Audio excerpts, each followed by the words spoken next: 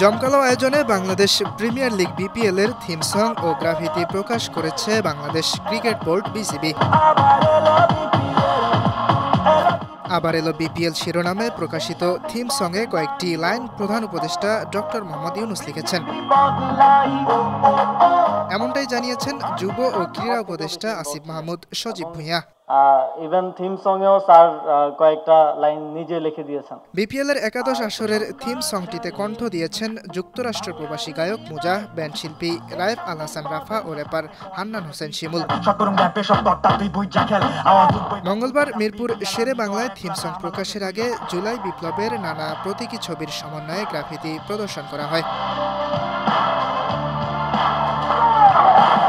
ইয়াসির আরাফাত সবুজ, বানু টিভি, মিরপুর শেরে বাংলা।